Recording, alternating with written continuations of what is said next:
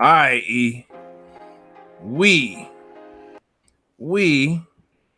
are live, brother. No matter who you with, you gotta feel a shit. No matter who you with, you gotta feel a shit. This that raw, that dope, that pure uncut cocaine. This that raw, that dope, that pure uncut cocaine. Hey. All that weight I lost, I gained it back. Get him, Gino, get him. Got released, did another prison sentence. So many days that I spent repenting, cause things not going the way I envision. I'm rapping like me from a different dimension. I only got love. Come on, Gino. Bitches. You was struggling vicious. That's so hard. You hit me. Now you call that other nigga your baby daddy.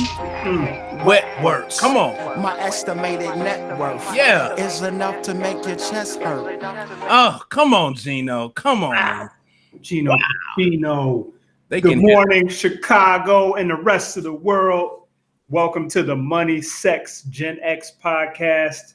I am your host with the most, the man with the plan, the Scottie Pippen of podcast pimping.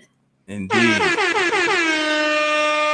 There he is. Eric McLeod, and I am joined by It's early, too early. No problem. Joined by the Titan of Teen Tech, music mogul in the making. Indeed. The Rasheed Wallace of podcast knowledge.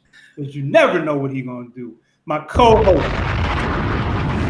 my brother, the homie, Big Stu. Bo. Big What's Stu, up, you man? killing them today with that ensemble, brother. You are killing them. That's what you do to people. You make people step their game up, bro. You make people step their game up, man. I love it. And I'm tripping on how we compliment the color coordinations today, man. That's wild business. True indeed. Man, that hat is ill. Man. Love it. I love it. Great way, brother.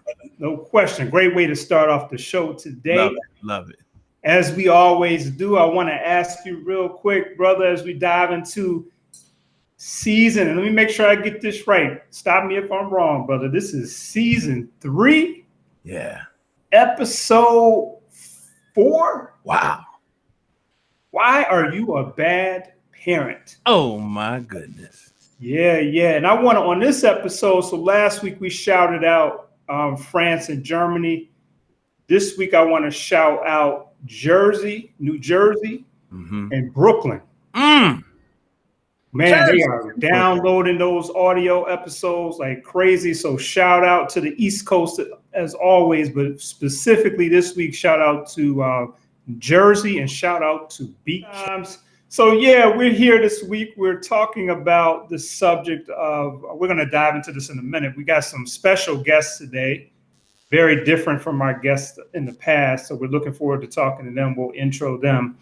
But before we do that, Stu, I want to do our segment of what's on your radar. So was there anything that was on your radar last week that's significant? You know, I think we talked about it. I don't know. Did we talk about it? But that it was GameStop, man. It was the stock market, man. It was the that was on my radar this past week. How the generations divided. It looked like the youngins got upset with the oldens and took them to the bank. That's what it looks like. That was on my radar, man. That was it for me. And then of course, leading into the only other thing that's been on my week outside of that is that tomorrow is my birthday. Yes, it is, man. Yeah, I was gonna bring that up. Yeah. Yes, sir. Yeah, I'm stepping into a new decade. Yeah, no question. You know, how does that feel? It feels great. And that's a whole episode in itself. But you know, of course, you measure where you are with where you thought you'd be at a certain point or where you'd like to be. And, you know, there's still more work for me to do. But nevertheless, man, let me tell you one thing I'm not short of. I'm not short of love from my people. Indeed. And so that alone is more than enough. I'm good, brother. Absolutely good. So it feels great, man. Feels great. I can't wait. I'm a little bit behind you, so I'm going to be watching how you handle things so I can use your example as always. But yeah, that's good to hear that you feel good about that. Yeah. I thought I was planning to be in Cabo for this weekend. Okay. And of course, I'm not in Cabo. Yeah. But that's okay. I'll make it up because my lady has a big birthday coming up this year. And the talk is that we'll be in Cabo or Mexico or something this fall for her birthday. Nice. Well, all year I'm celebrating half a century all year. That's what's up. This is my century year. That is half a century year. So yeah, that's what's up. What has been on the radar for you? Yeah, man. And honestly, I have been thinking about the fact that you're about to turn the big 5-0. You know what I mean? Significant for me too. Just we met each other last year and we've been vibing out, just doing a lot of different projects. So that's definitely been on my mind. And it makes me feel great to know that that's something that you feel good about. And yeah, I was checking in on the stock market last week, you know, in the last couple of weeks, a lot of crazy stuff going on.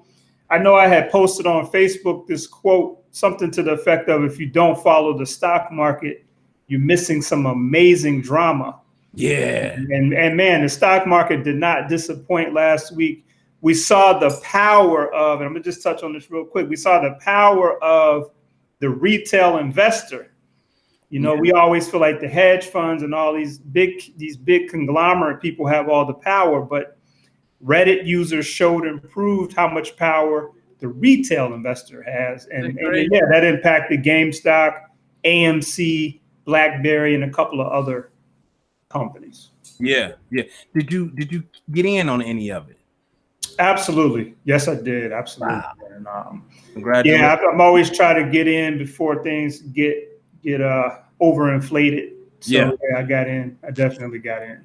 Good for you, brother. Yeah, man. So yeah, that was that. And then I think people are watching crypto. I got introduced to Dogecoin, if I'm pronouncing that right. Dogecoin. So I'm definitely got in on that as well. And we're going to see how that does. And if you're out there, I'm not giving any financial advice. We don't do that on the show.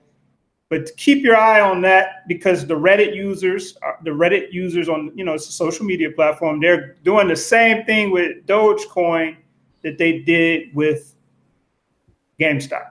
They're trying to. So yeah, you might want to keep an eye on that.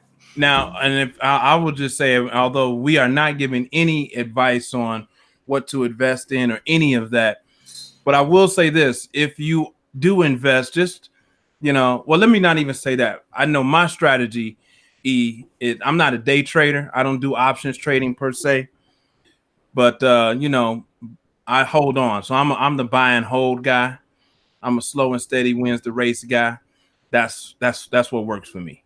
Okay. Yeah. And I'm the buy at a discount and hold guy. Buy low, hold. Yeah, you know, they got the buy low and sell high, but I do the buy low and hold.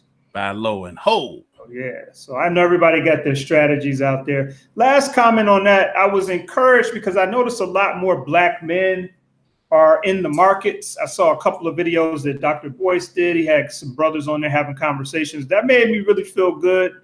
And they're not just trading, they're very knowledgeable about what's going on. So big up to all the brothers that are out there trading, anybody that's out there trading, but definitely the brothers that's out there holding it down and taking advantage of these wealth transfers. Yeah, man. A lot of millionaires were made this week. Yes. New millionaires were made this week. Absolutely. And that's a good thing. I'm here for that. No doubt. Same here. All right. So yeah, that was an interesting week. So we have this topic this week. Are you a bad parent? As always, we got some actual factuals that I want to start off with. But Big Stu, I think you had a couple of things that you wanted the viewers to be aware of. Yeah. So I do want to know one of the things. Well, first I wanted people to know, like this, share this, subscribe to our channel. When you see this on YouTube, like and share this show. So I just, hey, absolutely like and share this show. The other thing that I wanted to ask the viewers, hey, put in the chat. Tell us, where are you watching from? If you're listening to this at a later time other than the live, send us an email or something. Let us know where you're listening from, right? So please let us know where you're watching from. Let us know where you're listening from. And I also want to remind people of this last one here, Eric. What will make this far more engaging than it already is, and it's fun and engaging. Ask us anything. You can ask us anything, and we'll decide if we want to answer it. But please feel free to ask us anything. So that's all I wanted to make sure that you like and follow. And also, I cannot do this without.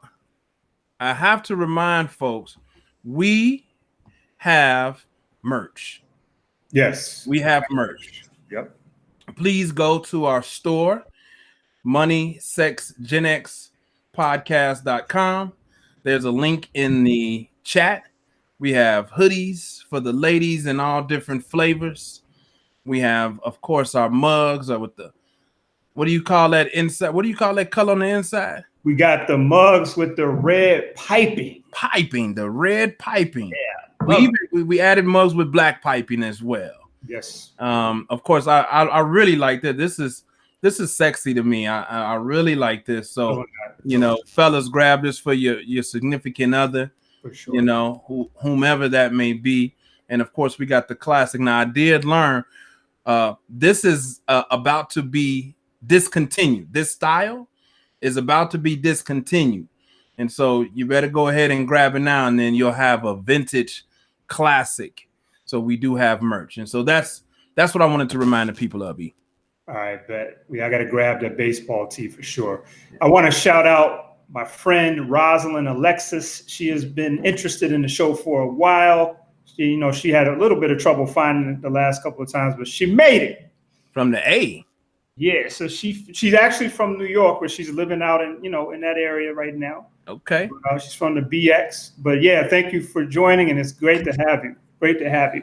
All right, so let's do it. Let's get into it.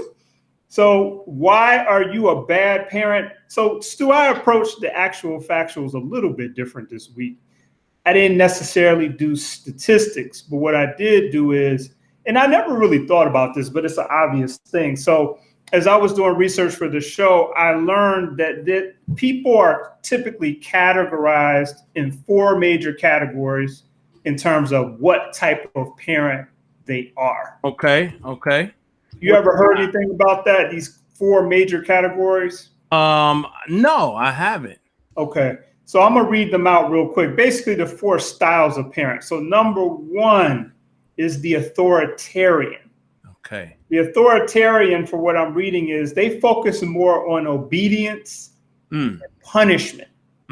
That's their style. That's their parenting style. Okay? Wow. Number 2, we got the authoritative. Okay. The authoritative parent, from what I'm researching, they have a positive relationship with the child, but they also are into enforcing rules. Okay. Right. So I guess they're a little bit cooler, but you still got to follow the rules. Right. All right. Number 3 is the permissive parent. The permissive parents, they have rules, but they don't necessarily enforce them. Right. So, you can't do this, but then the child ends up doing it anyway. And then number 4 is the uninvolved parent. Right. And I think we all are aware of this parent. This is the parent, they definitely are the parent, but they're not really involved in the day-to-day or the sort of the, kind of get a sense of what's going on with the child and, kind of checking in on the child. Wow. Those are the 4. Did you know that? I didn't know. I never really thought about those. I never really thought about parenting in that way. No. Okay. Okay. Wow. The authoritarian, the authoritative, the permissive, and the uninvolved. Uninvolved. Yeah. So when we think about this topic of why are you a bad parent, the first thing I thought of is I wonder which categories people who are pegged as bad parents. I mean, I would imagine they would fall into the uninvolved category. Okay. But I could see how the authoritarian might possibly be pegged as also a bad parent if they're into the obedience and punishment. And I think when we use the word punishment, I don't think it's necessarily intended to mean that they're abusing. It's just more of like if they tell you you can't watch your phone, for example, and they catch you watching the phone, then now we have to have a punishment. You know, you have to be on punishment for a week or whatever it is. Okay. Okay. That's what's up. Wow. Well, what is your parenting style? Which one are you? I consider myself the authoritative. And give us that definition again for those who are just joining in, or what is that? The authoritative is what? The authoritative is the person that is trying to maintain a positive relationship with the child while enforcing rules. Okay. Now, I do slip at times into the permissive. You know, we all get busy or we're just tired. And it's like, yo, I told you don't do X, Y, Z, but you just let them go ahead at times. I slip into that at times. What do you have a right answer? Like, which one is the parenting style to what's the best or right parenting style? Do you have that answer? I don't really know. And I want to ask you this as well. Like, I feel like it depends on what type of child you have. Because I can see where if you're permissive with some children that are pretty sort of responsible, quote unquote, you may not have to keep enforcing a bunch of rules all the time. But, you know, and then you might have a child where you need to be having these ongoing punishments, quote unquote, you know, because that's just the type of child they are. So I think it varies. What do you think? I think it has just a lot to do with how I was parented. How I was parented. What type of parents did I have? Okay. My dad was a strict disciplinarian. Okay. So he was an authoritarian. He was an authoritarian. He was a military guy. Okay. You know, authoritarian. But I also saw him laughing and having fun, and he had jokes. Okay. He had lots of jokes. He's great sense of humor. My mom was, I guess she would be more, what did you, authoritative? Yeah, the authoritative is a positive relationship, but still has rules. They try to. Yeah, that's my mom, authoritative. So yeah. I'm a combination of both, but I also think I'm sometimes uninvolved and permissive. Wow. Okay. That's truthful. Yeah. That's honest. That's candid. That's what we do on this show. We keep it a buck. Real. Keep it a buck. We keep it real at all times. I feel that. Yeah, I don't know if I would say I'm uninvolved, but you know, the children may have a different point of view, of course, right? Yeah. So I do want to, I'm thinking now as you shared what your parents' style was. So my father was he was on that authoritarian tip. Yeah, man. For sure. He was ex-military and he was like, yo, this is the rules and regulations. This is what it is. And, you know, there were clear punishments handed out. Yeah. Now, he was working quite often. So my mother was the one who was there most of the time. So her style slid between authoritative and a little permissive at times. Yeah. Okay. You know, so that was her style. So I think I'm a mixture of her as well. I'm authoritative. Now I also want to clarify. I don't want people thinking I'm saying I'm uninvolved, meaning I ain't involved with my kids. That's not the definition of uninvolved. Can you give that definition of uninvolved again? Yeah, the uninvolved, from what we researched, is little guidance, nurturing, or attention. So it's not like you're not doing it at all. It's just not a lot. From what I think, yeah, my kids may, because I know my number one complaint from my kids is that I'm always lecturing. So I'm clear that I'm always giving guidance. Yeah. Oh, yeah. Absolutely. Always giving guidance. Yeah. No doubt. No doubt. Yeah. So okay. So Yeah. now I guess I know what type of parent I am. It's in terms You're authoritative. authoritative, sometimes permissive. Yeah. And you're. Which one did you say you were? Well, I did say I said I'm a mixture of them all. I would say I'm probably leading with man, I'm probably if I'm being honest, I'm permissive. I'm uninvolved, but authoritative. Okay. But I'm authoritarian is that discipline. See, I got this thing called the countdown. I do this countdown, bro. And all my kids know when I go 5, 4, they straighten up. Okay. 3, 2. But they'll some, my little man teach, my 15, 16-month-old, he wait until I get to the 1. But when I get to 1, most of the time he's correcting actions, brother. You know what time it is. Yeah. So I permissive, uninvolved, authoritative, I think. Permissive, uninvolved. Yeah, I'm in there, man. I'm real laid back. Okay. Kids get away with a lot. Now, I have been accused in certain moments of being authoritarian. Oh, I could see that though. I would expect that, man. Like, bro, what is you doing? Yeah, I mean, I will say this though. I feel like like you said, I'm pretty laid back. When it gets to that point, it's because I've said this thing to you so many times.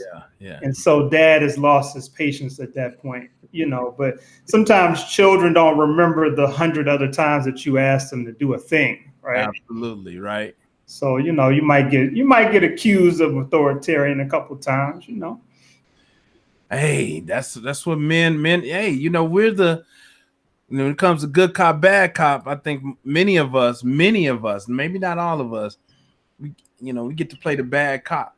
I think sometimes I get caught up playing the good cop sometimes too, though.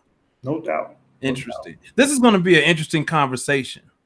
It is. And I really want people out there who may not have children yet, especially, to start thinking about what your parenting style will be. I mean, that's not really so-called what this conversation is about per se, but it comes into play, which is your style going to be? Are you going to be authoritative, permissive, uninvolved? I don't think anybody would say they're going to be uninvolved, but like the first two, I think probably a lot of people would sort of know, hey, now I'm going to be authoritarian or I'm going to be authoritative. So yeah, think about that. And ask yourself, am I going to shift that based on what type of child that I have, or am I going to just be straight this one style regardless? Yeah, I'd like to hear from the people that are listening. What's your parenting style? Is it authoritative, authoritarian, permissive, or uninvolved? Based on the conversation that we had. And I'd also like to know, anybody that's out there listening, how were you parented? Whoa. What was the style of your parents? Wow. And did you like that style? Wow. Okay. Well, that's what's up, man. So hey, man, it's almost time for us to dig into it, man. Let's do it. So we have some special guests today.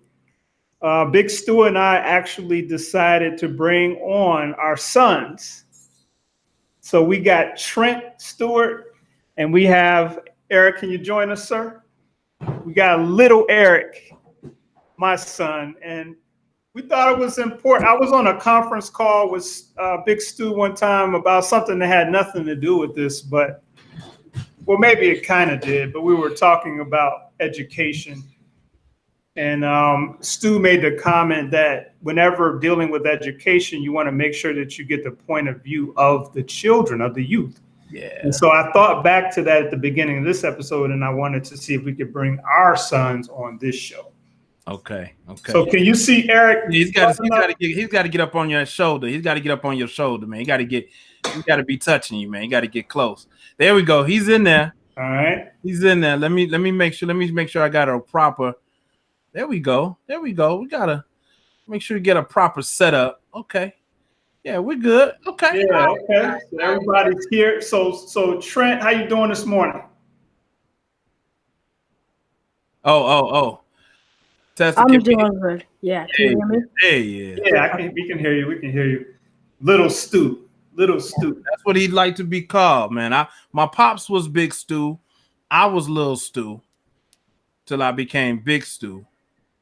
And so he's taking that on as well. That's Little Stu. That's what he go by. Okay. Yeah. So this is Little Eric. I don't know if he likes to be called Little Eric. Do you like to be called that? Yeah. Okay. I didn't know.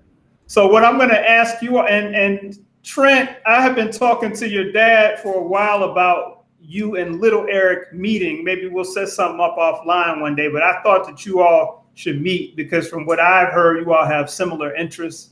You're both extremely intelligent and inquisitive. And I just thought y'all would make y'all might end up being business partners like me and your father. So I wanted you all to meet. But for today, we're going to meet on here. So could you introduce yourself to the people, Trent, Little Stu? My name is Trent Stewart. What should I say? I'm 12 years old. What grade are you in? I'm in 6th grade. And what do you do for fun? What do you like to do in your spare time or your favorite sport or something?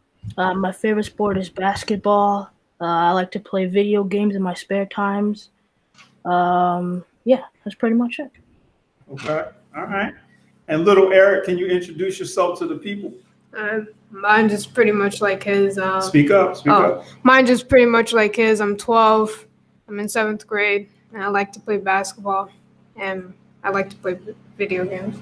Okay. And I think you also, and hopefully you don't mind me bringing this up, I think you have a YouTube channel that you're working on. Oh yeah, I like to promote my YouTube channel. That one puffy hair kid. What's the name of it again? That one puffy hair kid. That one puffy hair kid is Eric's YouTube channel. So go check him out. I hope he still has some content up. You know what I mean? Or something on the way again. He has something that had a little buzz going. So, we'll see. But anyway, yeah, thank you all for introducing yourselves. So we got this topic today. Why are you a bad parent? Now, I know most children, most youth, I'll call you all, young men, are watching things on an ongoing basis, whether it be on your iPad, on the television, this, that, and the third. You're watching a lot of TV shows. Let's start there. From the TV shows that you've watched, and you all can just jump in, what have you seen displayed as the characteristics of a bad parent? What's a bad parent look like on TV? I'd say like. Look at the camera. I'd say parents that are like addicted to something. That addiction makes them go away from their kids or something, and they don't spend a lot of time on their kids, and they force like their ex-wife or something to focus on the kids because they can't. I feel like that leaves not a positive impact. Okay. Yeah, they may like disrespect their kids and maybe like hit them sometimes and not treat them well. And, Okay. Yeah, I've seen all of that on TV too. Yeah. What about you, Big Stu? Bad parents? What's a bad parent look like on TV? On TV, bad parents. So I have to be careful with this because I don't want anybody to feel judged. But I think to me, on what I see on TV, a bad parent is somebody who overexposes their children to more adult behaviors. They overexpose them like way too early to certain things, right? So, for me, I don't mind being. I'm going to be, very, very transparent. I have a filthy mouth, and I don't censor for my children, right? So that may be, but that may be bad parenting by some people's standards, right? And I think I see it on TV when it's just like turning that conversation on to your children, like talking, cursing your kids. Yeah. Something that's like, I think that's bad parenting. I agree with that. Yeah. When I first asked Eric if he would be on the show, and I really wasn't sure you would come on, honestly. Yeah, I didn't think Trent. I didn't think Trent was going to come on. I was surprised. Yeah, Big Stu and I were both pleasantly surprised that you all wanted to come on. But as soon as I asked Eric if he wanted to come on the show, the first thing he did was ask me, what did I consider a bad parent? Whoa. Do you remember what my answer was? Yeah. Talk to the camera. He didn't really have an answer. He said that he was trying to do more research on the subject. Yeah. So let's try. I don't know what the style was here today, Eric. Big Eric. But maybe, you direct some questions towards Lil Stu and I direct some questions towards Lil Eric. I like that. Hey, there'd be a little more candid. I put a Trent is in the house with me, but I gave him his own space. I wanted him to feel comfortable, in his own. But Lil Eric, Mm-hmm. I'm going to ask you a very, very, very, very important question.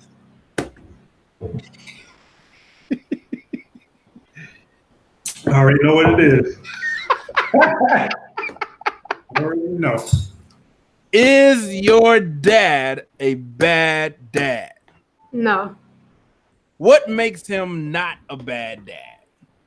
I feel like he's always really there and pretty open, so I can have like conversations with him whenever I want.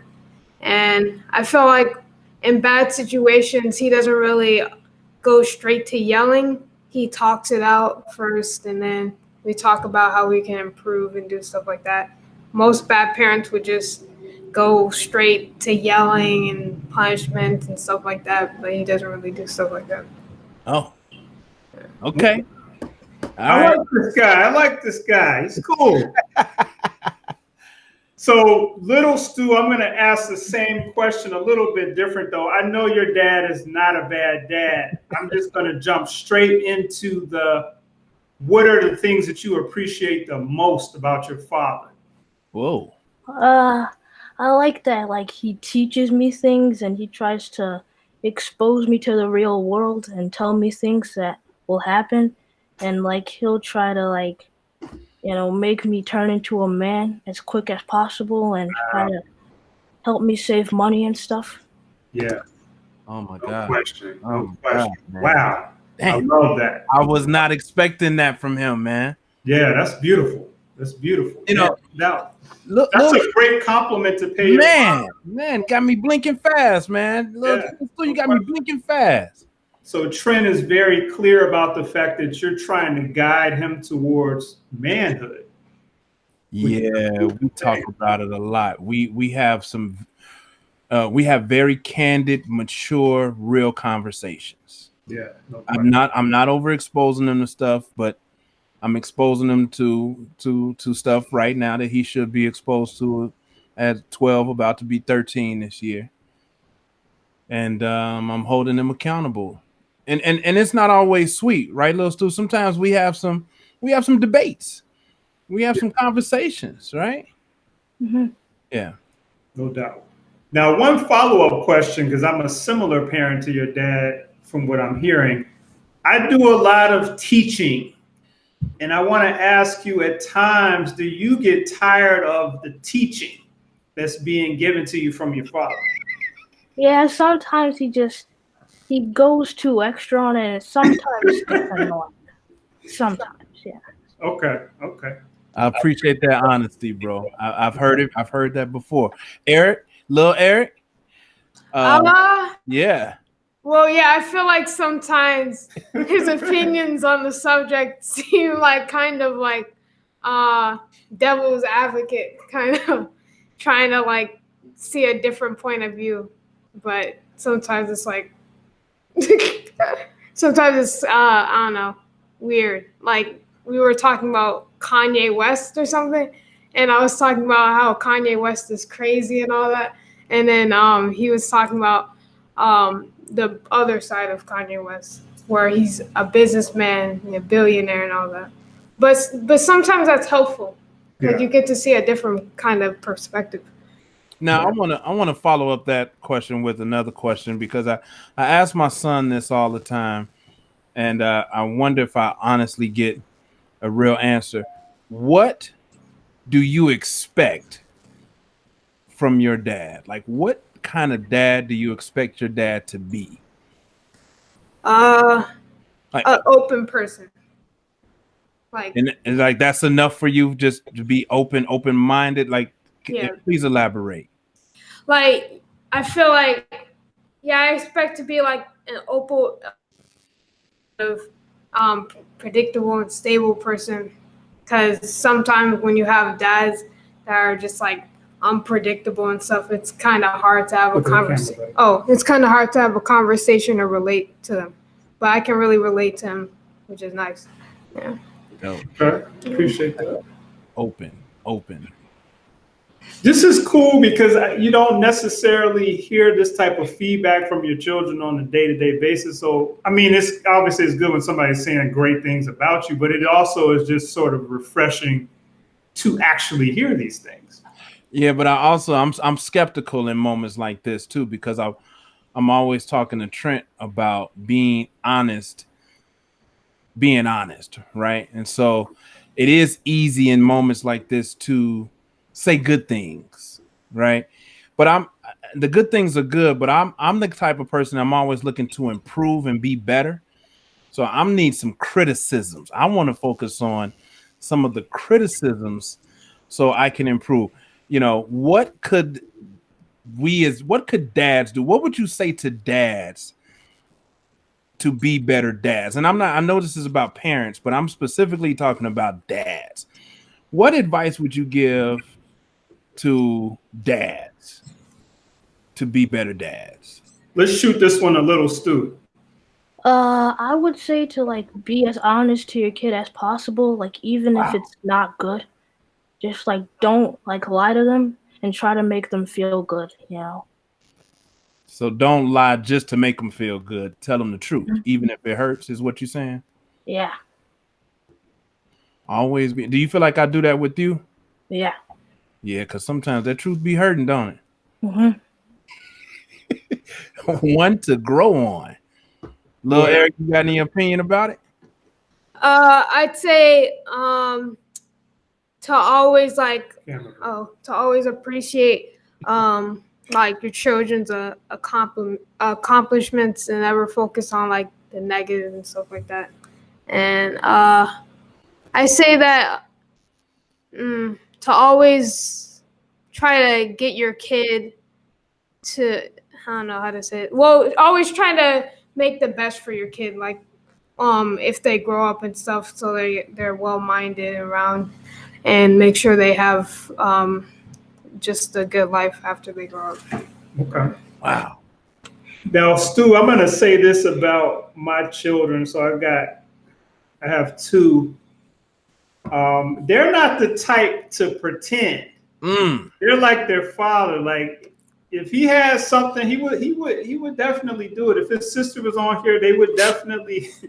And he's laughing because he knows, like, we don't do the pretending at all. So I really do want to say that. I remember times. Remember that time we were in DC and we were walking around and me and your sister were arguing about which country was better, France or Thailand. And we were getting it in. Like you would have thought, you know, if it wasn't my child, we might come to blows or something. Like, it was we have those types of debates in our family. Like we go hard. Like because everybody's very opinionated and they'll stand on whatever they believe something, you know, is.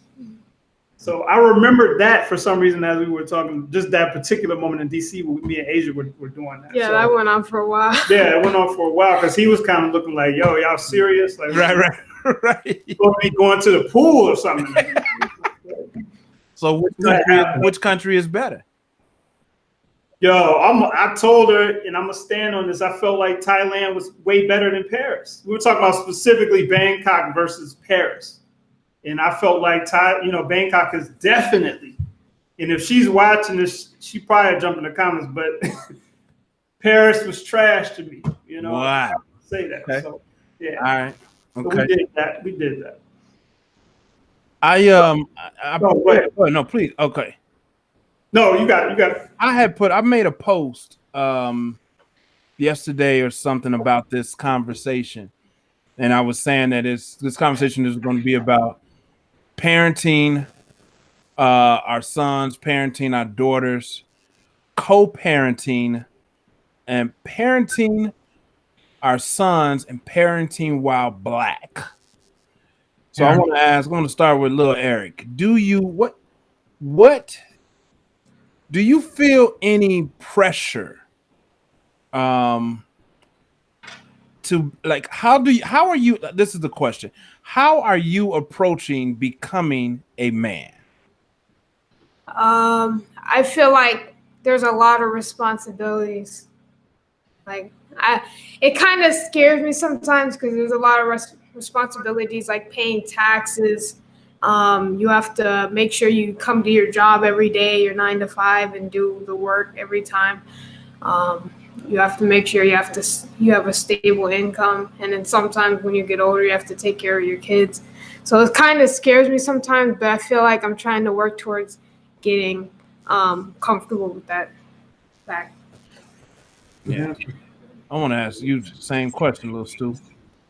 I think like what I want to do is like mature faster, so like I know what to do when that time comes, when I have to get a job or have kids and have to like pay all that stuff off. So just like try to do it now so I don't have to worry about it less when I get older.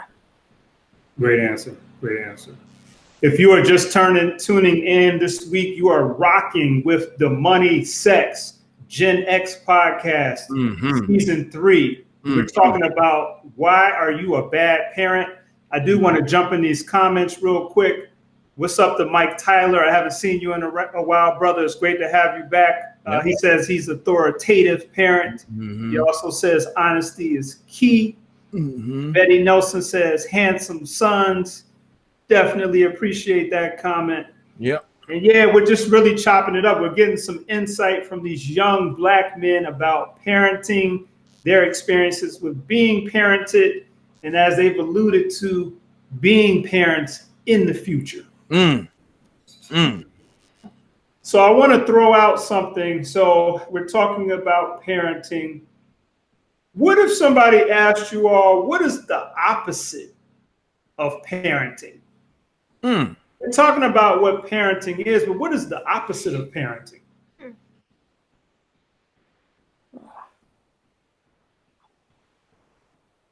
No right answers. Yeah, I'm glad no that right you all are thinking. I'm glad that you all are thinking. But what's the opposite of being a parent? Being a non-parent? And what is that? That's a very literal answer. I love Absolutely. that. So let's talk a little bit more about that. I love that. So what is a non-parent? What does that mean? What does that look like? Describe a non-parent. Like someone who doesn't have kids yet? Okay. I like that. That's true. That's true. What would a non-parent be? Like, how would you describe me, or how would you describe me if I was your dad, as a non-parent? Oh, like you wouldn't be there for your kids. Yeah, like what? Like, what does that look like? You just like not taking care of them and not like seeing them. Okay. Because me and you, let's tap into that for a second. You and I, Trent, when the pandemic first hit, because I think we were trying to see each other. Trent, my son Trent, lives with his mom, right, for the most part. But we were seeing each other like maybe every weekend, every other weekend. There were some challenges about how often we were actually spending time. And then when that pandemic hit, those first 3, 4, 5 months, we didn't have any physical contact. How do you remember? Do you remember how we made it through? What were some of the things that we did to make it through while we tried to keep that contact going? I mean, we usually FaceTime every day, so we still talked, but like we just didn't see each other in person. Yeah. Wow. No doubt. That's a beautiful thing. So you all figured out a way to keep that relationship going. It was rough. It was rough at first because we were missing each other. Yeah. Both of us were, just a little, our anxieties were high about just the pain. It was like, don't touch nobody, don't go outside, don't breathe, No doubt. And so we started doing little workouts and FaceTime and doing workouts together and as much as we could, and it still wasn't easy. It wasn't easy. Little Eric, what's a non-parent look like for you? I feel like somebody who walks out on their kids or doesn't take care of the responsibilities for their kids, like maybe like they when the time comes to pay for school or something, or pay for school supplies and stuff, and they have the money to pay for it and they don't. I feel like that's a non-parent, because it's like kind of you're keeping your money for yourself and not supporting your kids, or not helping your partner, your female partner out with like the rent and stuff like that. Yeah.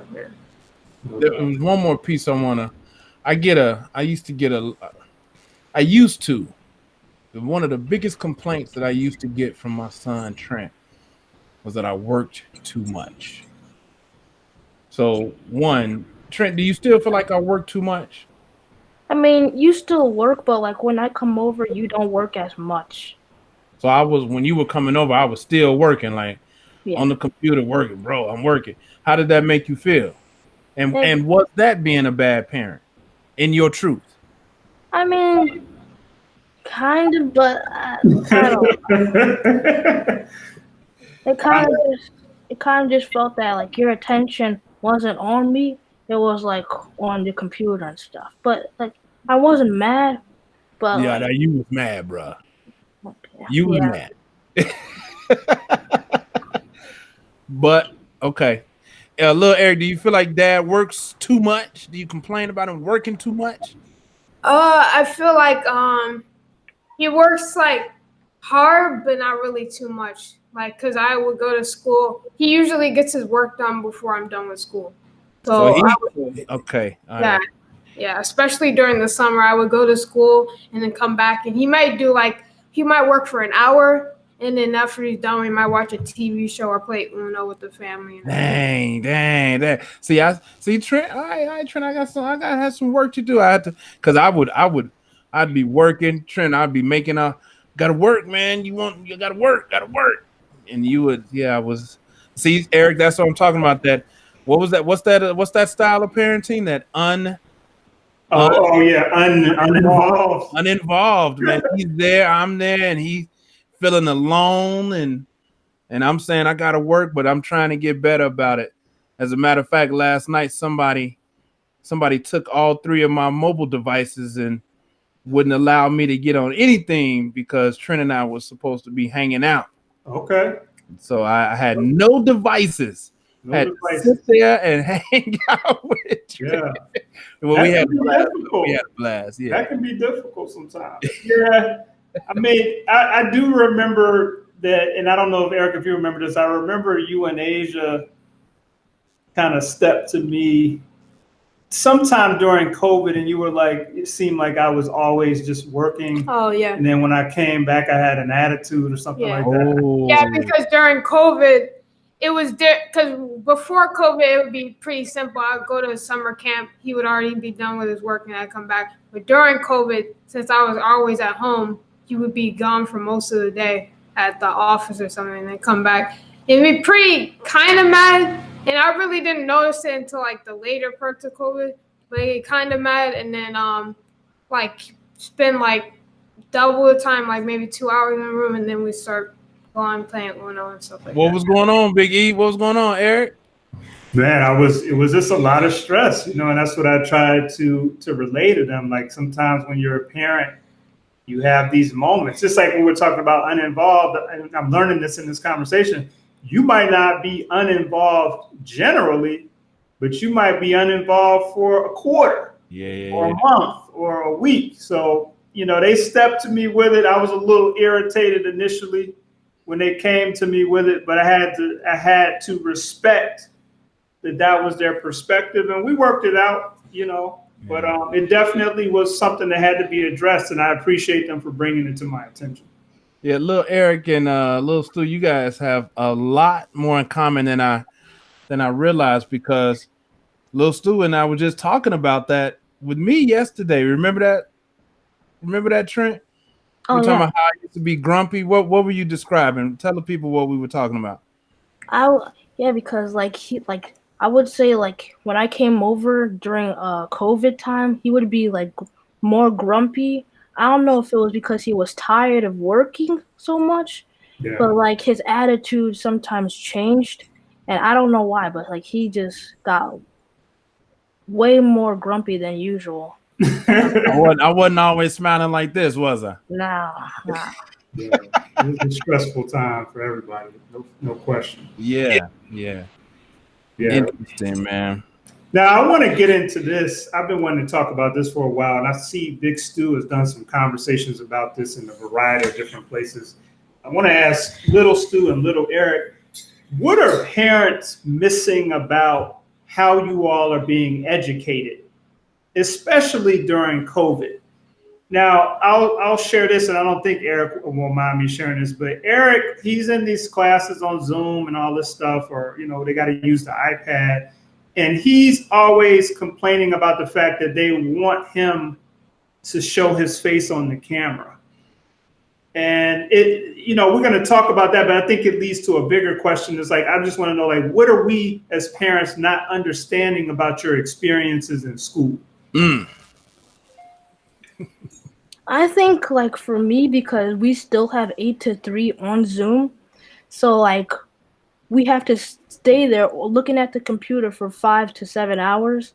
So like I don't think that's what people understand. And then like if you turn your camera off, like you could get in bad trouble. So you can't turn your camera off and you don't get any breaks.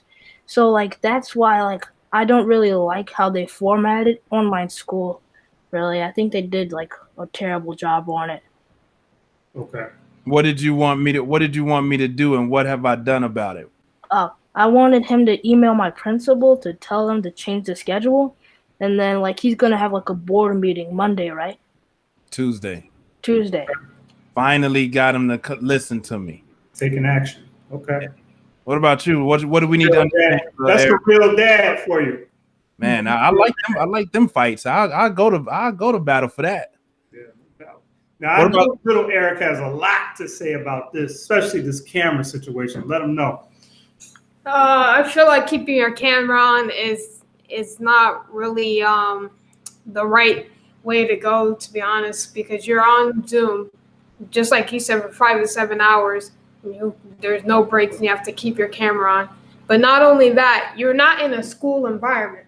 You're at home. There's my mom walking past me behind the camera, opening the fridge. There's TV going on in the background. And then usually I wake up and I have like hair messed up, I guess. And then I have to go to Zoom and then show all that. Yeah. So as a follow-up to that comment, and thank you for sharing that, what are maybe me and your mom missing the boat on? What are we not understanding about that for you? What do you think? I think the only thing you guys aren't really understanding is that it's not online school. It really isn't the same thing as real school where you can just show your face and all that. I feel like since it's online and there's all that stuff going on in the home environment, I don't feel like it would be right to make us show our face. Okay. Okay. I'm an advocate. I'm a staunch advocate for that, man. I don't think you don't need your camera on. I definitely understand those nuances, and I've told Trent, I don't know if this is bad parenting or not, but I've told him every single time, like, if you don't want your camera on, turn it off and have him call me. He hasn't done it, of course, because he's not that kind of kid, but I've been making it clear that they've got to do something different. I think I've been a major supporter of Trent and his mental health during these times. Like, you know, we want them to stay healthy. So I've suggested stuff like, and that's not necessarily it wasn't necessarily received well by the co-parent, but I've suggested take the day off. You'll be okay. Like if one day is not going to hurt you.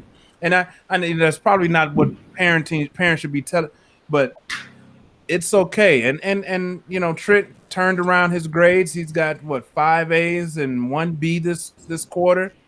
You know, and so I'm super excited about that.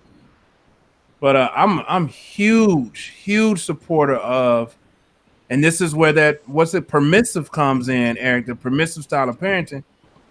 Do what you need to do to feel good about yourself. Do what you need to do. Like there's no straight path to success in life. Now, little Eric, don't if what I'm saying don't jail with your pops. Listen to your pops, but Big Stu over here saying some probably what most parents might consider some wild things. True indeed. True indeed. I wouldn't consider it wild, but I think it's interesting because we told Eric the exact opposite. Ah. So what'd you tell him? What'd you tell him? My son is like me in the sense that he got that McLeod in him, so he's taking a little time out here and there, right? You know with permission or without permission? Non-permission, taking a little time out. But we told him the exact opposite, that you do need to cut your camera on because it was coming up so much that it was being, and I don't necessarily think this is right on the part of the teachers, but they're basically interpreting that as non-participation. So we can't have that. But I think in this conversation, I'm sort of learning to broaden my perspective about how Eric may be feeling in this situation. I mean, like Trent said, and little Eric also emphasized, it's like, yo, I'm sitting in front of a computer for 5, 6, 7 hours. That's a lot. Eric, you wouldn't do it. I can't do it. I can't do it. I can't do it. So, you know, I don't know where this conversation will end up a year from now, but listen, I tell my son all the time, take a break if you need one. Yeah. Bro, this is middle school. This is 6th grade. You do this once. You do adulting for the majority of your life. Like, you'll be okay. Because my son is smart though, man. Like he okay. He's good. He can read. He can write. He can do math. I mean, if you know, and he doesn't have behavior issues. He's articulate. He's a thinker. Bro, he's going to be fine in life.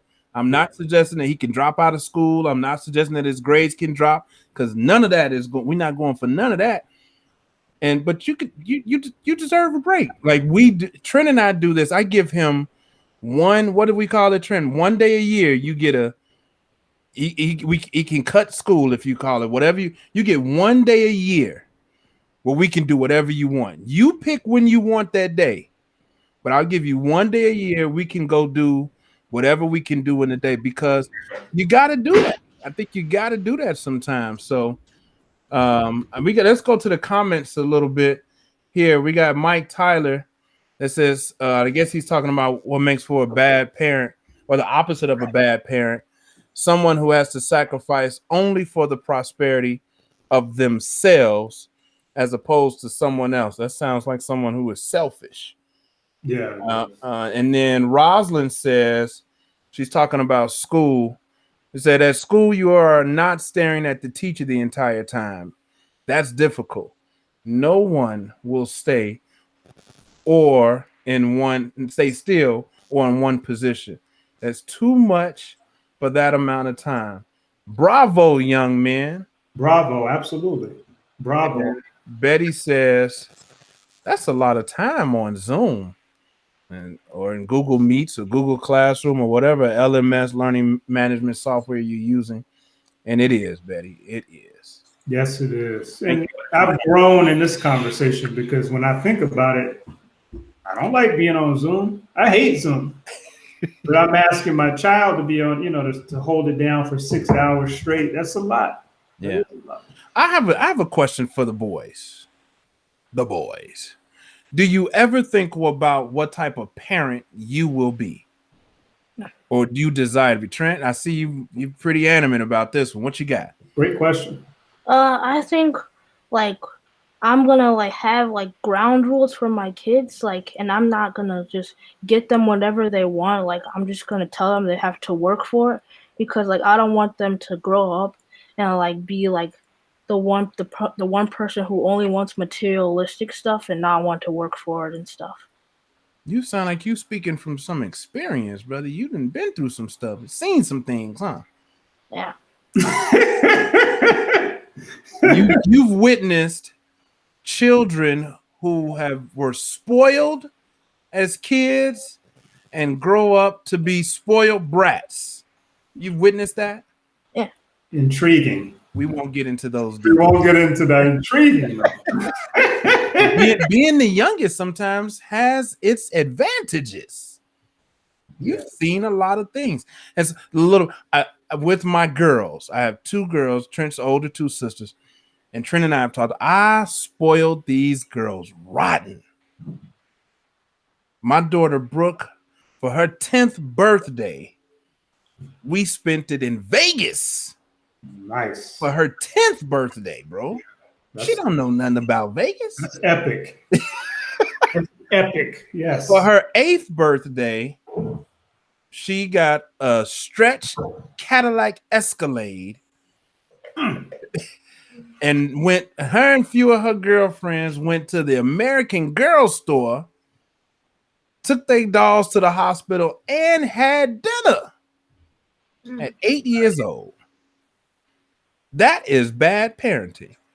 For the record, I didn't make it to Vegas. I was in my 30s. Come on, man.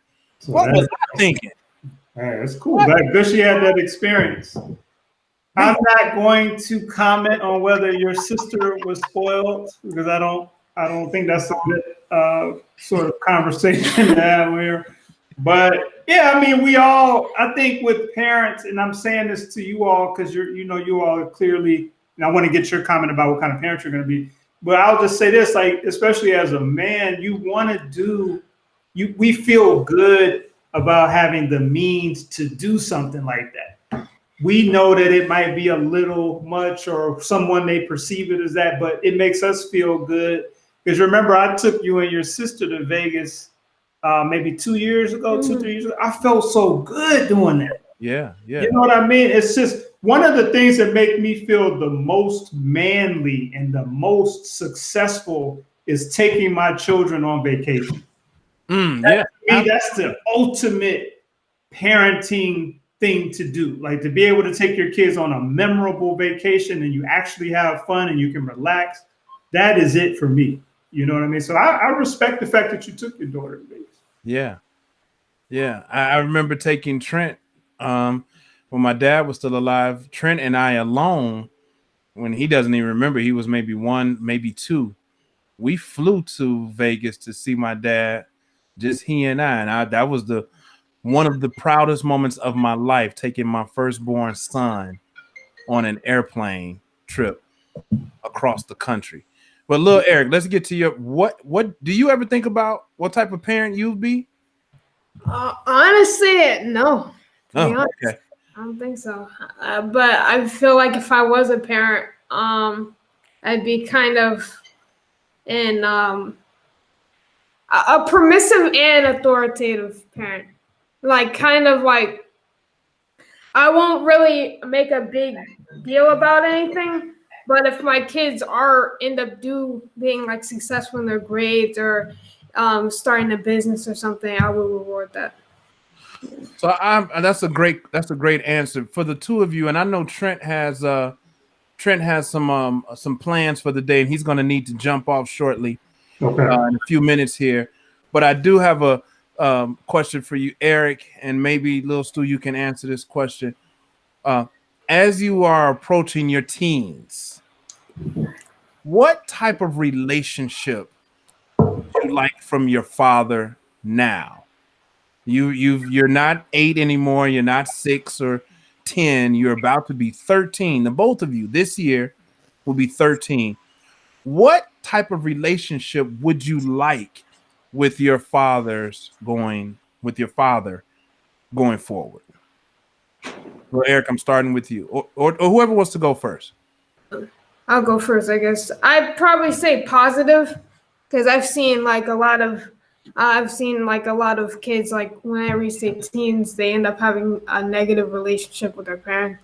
So I'll try to have as positive as a relationship as I can. That's Yeah. what's up. I think I would still like want to talk to you as much as I can because like what he said, like I see like relationships when people get older, they just go down. So I just would try to like want to keep it up as much as possible and try to talk to you as much as I can. Yeah, that's what's up. Well, bro, I'm here for you. I know, Eric. I hear a lot of parents that talk about, don't try to be friends with your kids, and I get that. I get that, but I really want my son to feel like, honestly, that he can talk to me about anything.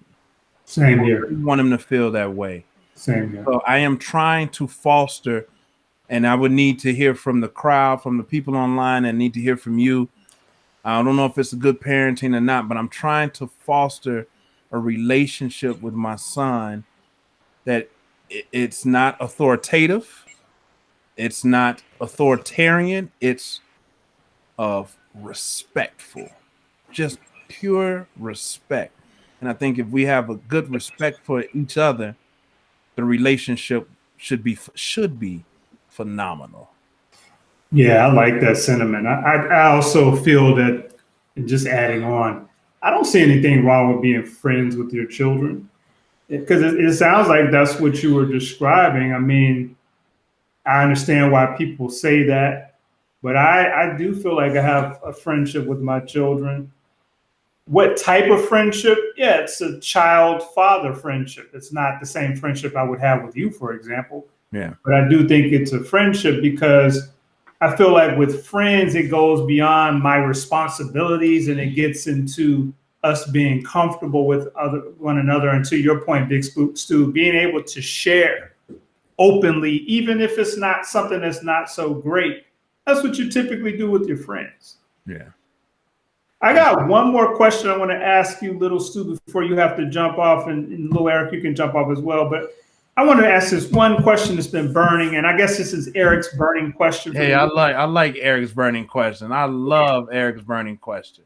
So every couple of episodes we do a burning question. It'll be something that I'm really thinking about, or something that's provocative, or just an interesting question. I want to know from you all, what is your understanding of how Black fathers are portrayed in the media? Like I see like a lot of people say that like Black fathers aren't there for their kids and like they were never there for them, and like yeah, that's what I mainly see. Like, they just left their kids. And how do you feel, little Stu, when you see those comments? It makes me feel bad because like I know that's not true for a lot of people, but like since the media thinks that, they're just gonna keep it going, I guess. Absolutely. Beautiful answer. What about you, little Eric? I feel like their representation is poor. I feel like they represent Black fathers as people who are never there in prison and criminals. They never portray Black fathers as good parents in the media. I see a lot of TV shows where Black parents are criminals who shoot other people and stuff, but I've never, to this day, I've only seen one show, I feel like, where it's a Black parent who's actually represented in a positive way. And what show was that? Blackish. Black? One of my favorites. Yeah. Blackish. Okay. I bought a tracksuit the other day with Kenya Barris in mind. Yeah. You like those tracks. Oh, and Black AF, I guess. Black AF. Yeah. Oh, that's the one. That's what I was thinking about. We're big fans of Black AF in our household. Well, some of us are. Yeah. Is not feeling it, but both of them are good shows. For us, for me, it was the Cosby Show. The Cosby Show, okay, and Good Times. No. Yeah. Oh yeah, we can't forget that. No question. All right, fellas. Well, we know you got to go. You got things to do. Is there anything you want to tell the audience before you jump off? Thank you for having me on the show. Yeah. Absolutely. Sound You just like know, your bro. father. You sound like your father, very professional. That's what's up. Any closing thoughts, little Eric? It's just thank you for having me on the show, and we talked about a lot of great topics, and yeah. Oh, and go watch my YouTube channel. You tell me YouTube channel again. That one puffy hair kid. That one Wait. Let me get it. That one puffy haired. haired Oh yeah, haired kid. like this. Yeah. I think there's a one. Oh there. yeah, That one ONE. yeah. That one puffy haired kid. That's right. YouTube. Yep. Go And check he it out. had this video on it. I hope he puts back up. They got a lot of views. He was talking about his experiences with selling candy and using that experience to catapult him to the class president at that time. So we need to get that back up, but we'll talk about that at another time. But thank you both, gentlemen, for joining today. We made history today because I don't think I've ever seen this. Now they're gonna be following our trail after this, E. You know that, man. Yeah. Oh, yeah. Y'all got to do your own show and make it happen. So I appreciate you, young guys. Keep doing your thing. Until next time, for you two. Of course, Eric and I will stay on. But thank you, Trent. Thank you, little Eric. I appreciate you guys. And maybe we'll get you back one of these days. Okay. All right. We'll talk to y'all soon. Nice. Talk to you soon. Wow, that was fun. Wow. We did that, man. Yeah, that was a nice conversation. Wow. Your kid is smart, man. Your kid is highly intelligent. He's very intellectual. And your son is absolutely the same. It's a beautiful thing to see. It's a great representation of, and we can toot our own horn a little bit, I think. I mean, it's a great representation of what we've tried to bring to the table for our kids. Man, I wasn't expecting it because my son, he's quiet. My son he's a bit of a recluse. Mm-hmm. He's a bit of a recluse. He was really kind of nervous about getting on here today. Okay. It'd be cool, you got it. And he represented well. Had I not said that, I don't think anybody would have known that. Yeah, my son is like me. He's laid back, but he got that other side where he can, perform or try to be animated at times. So it was cool. I didn't know if he wanted to do it, but it was a blessing that he came on. I'm really glad that happened. All right, man. Let's get to the rest of this show. Let's push. So we got to end on time. We said we're going to end on time for every episode. So that was Why Are You a Bad Parent? If you're just tuning in, you missed a beautiful conversation. You can go back and watch the entire episode in the next couple of days on well, that's kind of old school to say that. MoneySexGenXPodcast.com. I'm showing my age. Back in the day, we used to say www.MoneySexGenXPodcast. We don't do that anymore, so I retract that. So MoneySexGenXPodcast.com. We got the audio, the video, however you want to consume the content. And you also get the link to the merch that Stu was talking about. Let me just say this real quick about the merch. The merch is not about us trying to force some products down your throat. We're trying to create a movement with this show. Yeah. The show, we're trying to make this more than just a podcast conversation. We're trying to create a platform, and you're all going to see that emerge over time. We want to continue to bring on other dope, fun, entertaining Gen Xers. We want to create an outlet in a lane and eventually get this thing, continue to get it deep, because it's a great representation of Black men. 2, Gen Xers are dope. We got a lot to offer, but we haven't been portrayed very well in the media, so we're trying to flip that. And 3, the merch is just a representation of the spirit or the soul of the show, the movement. The hoodie, the Money Sex Gen X hoodie, the Money Sex Gen X mug with the red piping, whatever it is, it's just part of the movement. So that's right. If you want to support the show, go do that. We would love you to do so. Appreciate that. All right, so now we get into our segment called Characters from Corporate. We do this pretty much every episode. It's an opportunity for you to write in or email in and let us know something you're going through in corporate, right? We all go through stuff. And we give a little bit of feedback, a little bit of game. So this week, Stu, Characters from Corporate is coming from It's written in like this. I am 32 years old. I'm a black woman from Orlando, Florida. Shout out to Orlando, Florida. Shout out to Orlando. I don't think we had Orlando before. Hot now. She says, I work in retail at one of the larger retailers in Orlando. My issue in corporate is that my coworkers continue to talk crazy to me in every chance that they get. Now, let me explain what I mean by talking crazy. What I mean by that is they're talking to me like I'm a little kid. They have attitudes when I ask questions, and they seem very dismissive of me in general. I am getting tired of it. I feel like I present myself professionally. I'm one of the best salespeople in that store, bringing a ton of revenue. I feel like I deserve respect.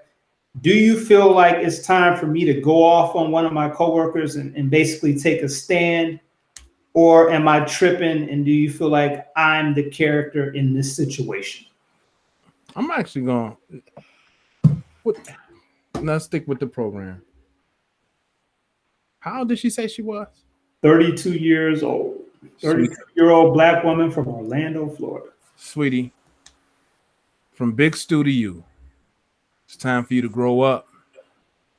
I believe you're the character, sweetie. You gotta grow up. You gotta grow up. It ain't them. They bringing it to you. Everybody bringing it to you. It's you, babe. It's you. It's you, babe. I've been there. I've been there. It's you just gotta grow up. You just gotta mature.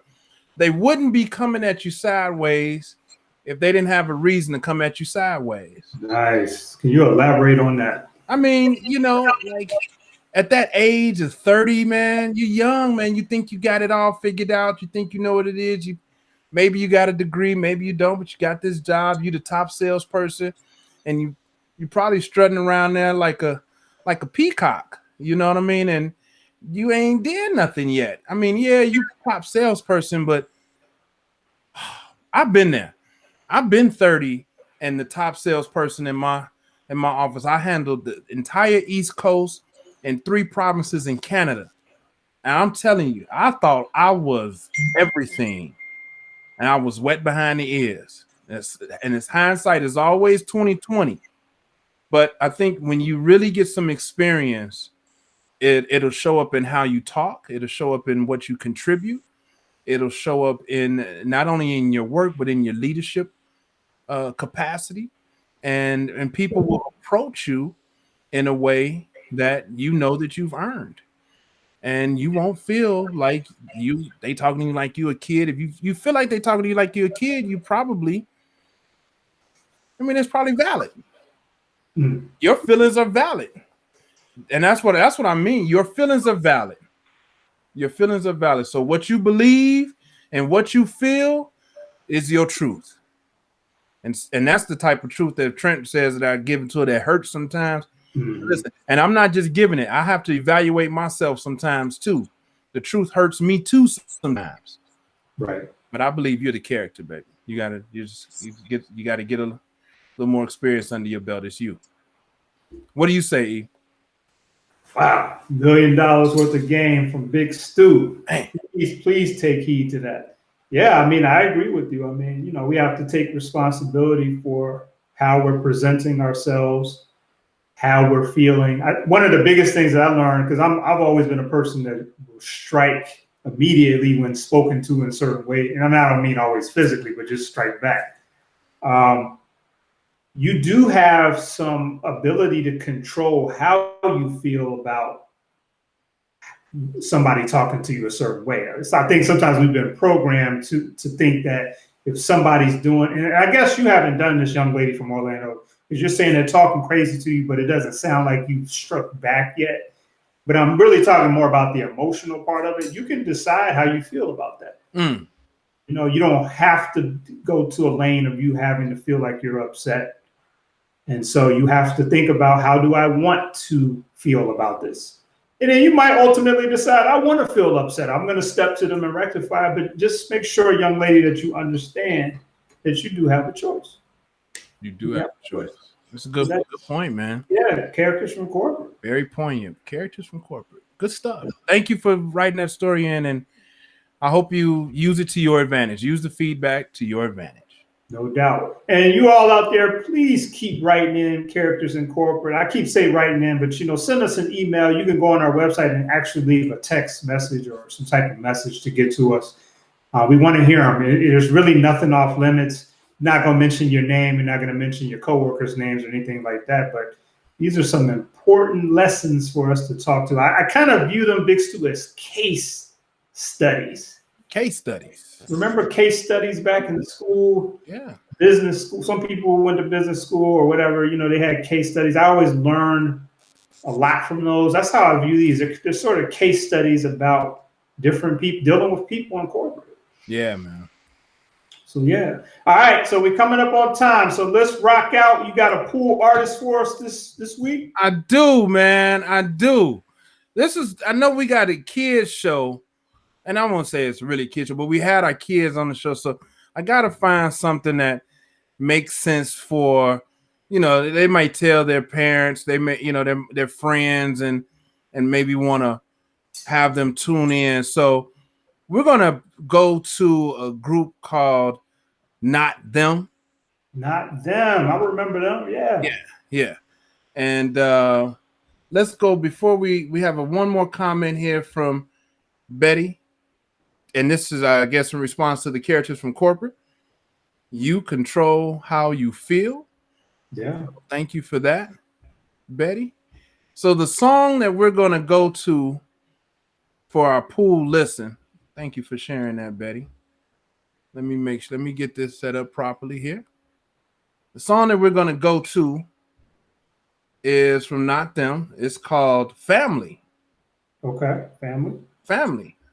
Now, if everybody remembers, Not Them is the husband-wife duo, Chris and P. Marie. And the name of this song is Family. All right. Before you jump in real quick, sir, I wanted to say that next week is Are You Soft for Living in the Suburbs? Please tune in for that. All right. Are you soft for living in the suburbs? Family, Not Them. I might not have had the ideal family life experience growing up, but I am thankful for the experience I did have, because through the pain and loneliness, something good came out of it. Made me really cherish and appreciate life and appreciate family. Cherish my family, nourish my family, and value family. Because this world does a real good job at encouraging us to remain boys and girls forever, always at play. But queens and kings, pick up your crowns and walk in your royalty. Because you know what they say, a man's true wealth lies within his family. So keep your families together and do right by them, because family is our future. Family is what's real. Family is everything.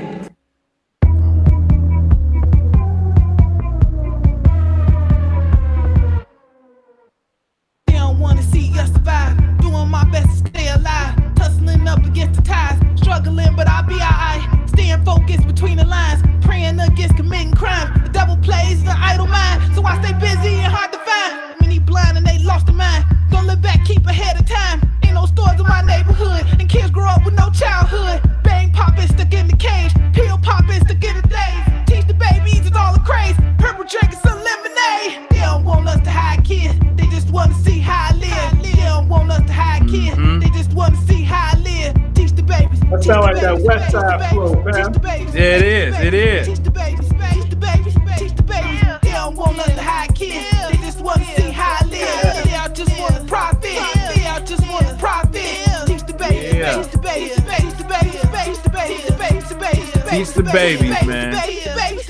They don't want us to hide kids. Living life like a savage. Wow. Chopping hard with a passion. Chasing death like a maverick. Living life up the lavish. Get a West But Side. with nothing established. The block is hot. We come from nothing. We grind hard and feet be buzzing. But they don't want us to get Nice. out. Keep you here with a clenched mouth. Section 8 on the wait list. Nice. Keeping us separated. Jim Crow is still alive. Killing troops and telling lies. Many lives been victimized. Over show, televised. They don't want us to hide kids. They just want to see how I live. They all just want to profit. They all just want to profit. Teach the babies. Teach the babies. Teach the the babies. Teach the babies. Teach the babies, man. That's not them. Started off with family, and then we ended that with teach the babies by not. Still, we would be remiss if we didn't tell the people where they can go to hear more tracks like that. Oh man, they can go to musicspool.com. Musicspool.com, as Eric would say, www. www. musicspool.com. Go check that out. Musicspool.com. Dive in. Dive in. It's been a great show, man. Until next time, my brother. Until next time, happy birthday, my brother. Tomorrow, we're going to have a lot of fun and represent 5-0 to the fullest. Got a lot of things in store. Thank you, man, and enjoy the rest of your Peace. This that raw, that dope, that pure uncut cocaine. All that weight I lost, I gained it back through the social distancing. Got released, did another prison sentence. So many days that I spent repenting, cause things not going the way I envision. I'm rapping like me from a different dimension. I only got love for particular bitches. You was struggling vicious, wishing that you hit me. Now you call that other nigga your baby daddy. Wet works. My estimated net worth is enough to make your chest hurt. Knees buckle. You captivated. Back in our last.